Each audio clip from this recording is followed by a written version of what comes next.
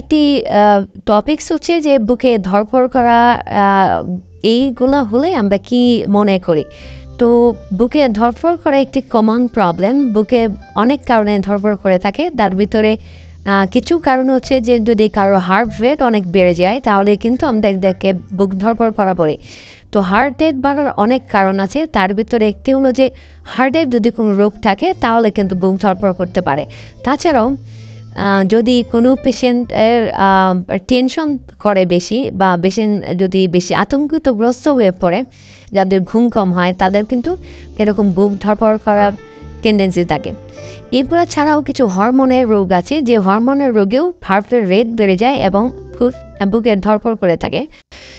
এছাড়াও দেখা যাচ্ছে যে কিছু মেডিসিন আছে, যে মেডিসিনগুলো খেলেও বুক ধড়ফড় করে থাকে।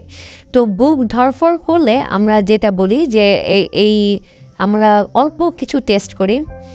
এর ভিতরে হতে পারে একটা বুকের ইসিজি, বুকের এক্স-রে, তারপরে হচ্ছে কিছু ব্লাডের টেস্ট, যেগুলো হরমোন টেস্ট বলি আমরা, সেগুলো আমরা করে দেখি যে আসলে বুক ধড়ফড় করার কারণটা কি। বেশিরভাগ ক্ষেত্রেই দেখা যায় যে খুব ভয়ের কোনো কারণ পাওয়া যায় না।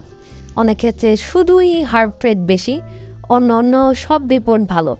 তাহলে অন্য সব রিপোর্ট ভালো হলে সে নিশ্চয়ই হার্টের রুগী হয়ে গেল না, সাধারণ রোগী। তো এইগুলার কিছু মেডিসিন আমরা দিই, যে মেডিসিনগুলো দিলেই তার হার্ট রেটগুলো ঠিক হয়ে যায় এবং পেশেন্টের বুক ধড়ফড়ানো কমে যায়।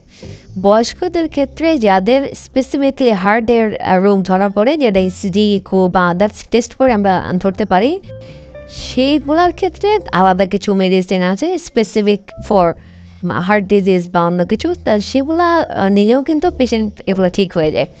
সো বুক ধড়ফড় করলে আমরা বয়স হিসাবে ভাগ করে দেখি যে কম বয়সের ক্ষেত্রে হার্টের রোগ কম হয়। অনেক ক্ষেত্রে সেক্ষেত্রে অনেক ক্ষেত্রে টেনশন, এনজাইটি, আতঙ্ক অথবা ঘুম কম হওয়া এবং আবার বলা যায় যে কিছু হরমোনের রোগের কারণে আমরা বেশি পেয়ে থাকি। বয়স্কদের ক্ষেত্রে হার্টের রোগ আমরা বেশি পেয়ে থাকি। সো এই ব্যাপারে আপনারা একটু সচেতন হবেন এবং যদি বুক ধড়ফড় করে একজন বুকের ডাক্তার বা হার্টের ডাক্তার অথবা মেডিসিনের ডাক্তারের কাছে যাবেন। তারা সামান্য কিছু টেস্ট করে আপনার এই সমস্যার সমাধান করে। আপনারা ভালো থাকবেন। ধন্যবাদ।